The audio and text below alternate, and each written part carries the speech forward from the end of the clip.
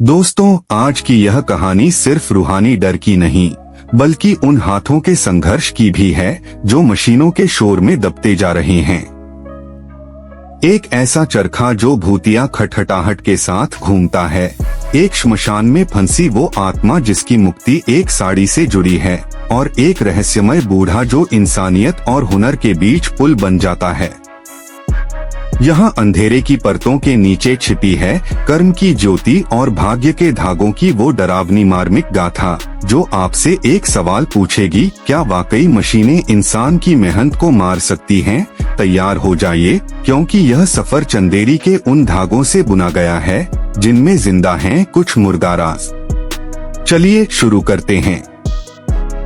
सूरज की पहली किरण ने ट्रेन के डिब्बे को सुनहरी चादर में लपेटा।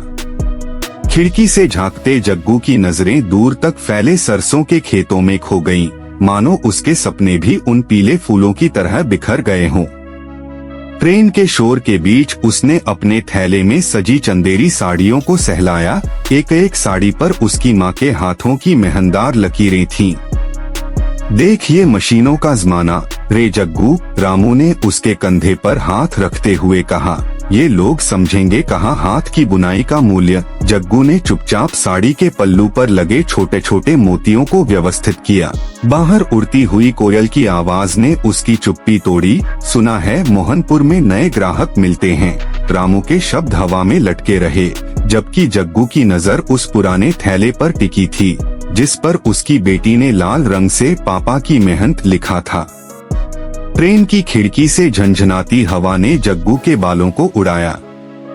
रामू ने अपने थैले से मशीन से बनी चमकदार साड़ी निकाली। देख, कलेक्टर साहब की बीवी ने यही खरीदी।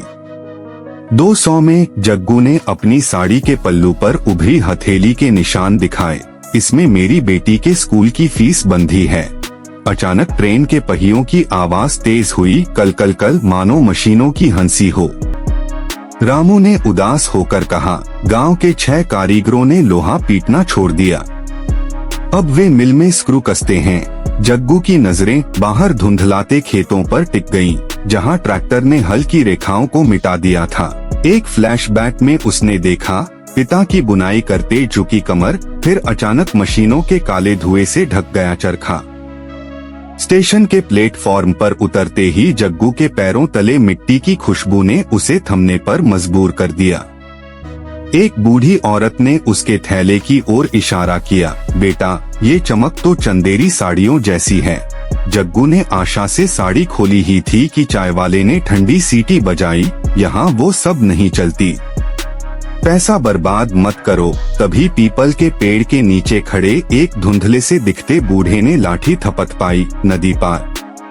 जमींदार की बेटी को चाहिए असली हुनर। जग्गू ने पलटकर देखा तो वहाँ सिर्फ एक छिपकली दीवार पर रेंग रही थी। हवा में लटका हुआ कोई फीका सा हंसी का स्वर उसके कानों से टकराया। उसने थैला कसकर पकड़ा। आखिरी आस का सूत अभी टूटा नहीं था। बारिश की ठंडी बूंदें जग्गू की पीठ पर गिर रही थीं। श्मशान की टूटी मज़ारों के बीच उसका दिल धक धक कर उठा जब एक कंकाली हाथ ने उसके कंधे को छुआ। सुशील, मैं सुशील, प्रेत की कराहती आवाज ने हवा को जहरीला बना दिया। जग्गू ने थरथराते हाथों से टॉर्च जलाई। हरी रोशनी में एक युवक का चेहरा उभरा जिसकी गर्दन में रस्सी का निशान था।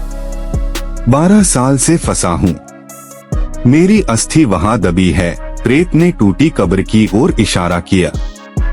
जग्गू ने मिट्टी खोदी, एक पीली हड्डी निकली। इसे नदी में प्रवाहित करो। प्रेत की आंखों से आंसू की जगह रेत झरने लगी। जग्गू ने साड़ी के पल्लू में हड्डी लपेटी, तभी बिजली चमकी। प्रेत का चेहरा शांत होकर धुंधलाया। नदी किनारे जग्गू ने साड़ी के पल्लू से हड्डी निकाली। तू मुक्त हो जा सुशील, उसने कहा और अस्थि को जल में छोड़ दिया। पानी के छींटों से एक चमकदार आकृति उभरी। प्रेत अब युवक के रूप में मुस्कुरा रहा था। धन्यवाद कर्मयोद्धा, उसने कहा, तुम्हारी मेहनत का फल मिलेगा। जमींदार के दरवाजे पर तेरा स्वागत है, यह कहकर वह जल में विलीन हो गया। जग्गू की नजरें नदी के उस पार बुलंद हवेली पर टिक गईं। तभी हवा में उसकी बेटी की आवाज गूंजी, पापा, तुम्हारी साड़ी सबसे सुंदर है। उसने थैले में से एक साड़ी निकाली। बारिश के धब्बों के बीच चमकते मोती जैसे दिख रहे थे। एक नई ऊर्जा से भरा जग्गू ने हवेली की ओर कदम बढ़ाए, जहां उसकी नीति बदलने को तैयार थी। हवेली के विशाल दरवाजे पर जग्गू की दस्तक ने चुप्पी तोड़ी। चंदेरी साड़ियां लाया हूँ, उसने झिझकते हुए थैला खोला। मुरारी सिंह ने साड़ी के पल्लू को उंगलियों से सहलाया। ये नक्काशी, ये बारीकी, बिल्कुल मेरे दादाजी के जमाने जैसी। वह जग्गू को दीवार पर टंगे चित्र की ओर ले गया। राजेंद्र सिंह की तस्वीर में वही बूढ़ा जिसने श्मशान में रास्ता दिखाया था।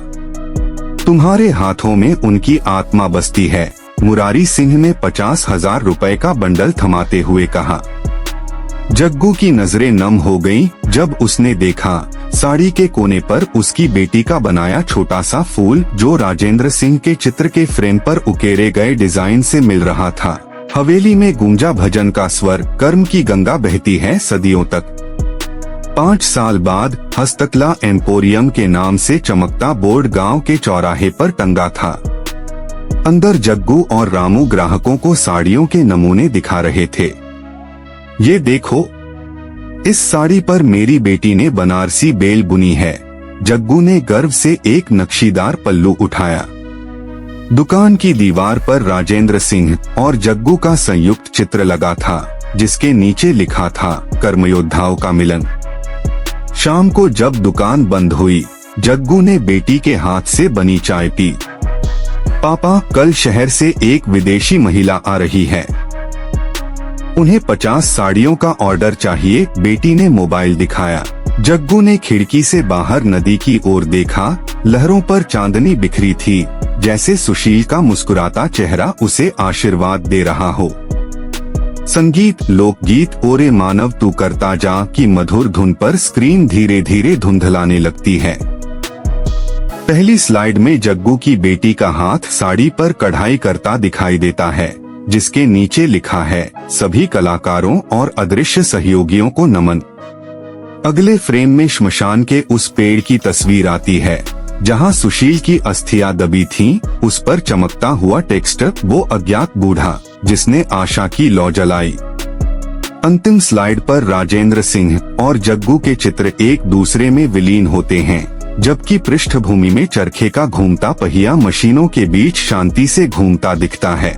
स्क्रीन काले होने से पहले आखिरी संदेश चमकता है, हुनर मरता नहीं, बस नए हाथों की प्रतीक्षा करता है।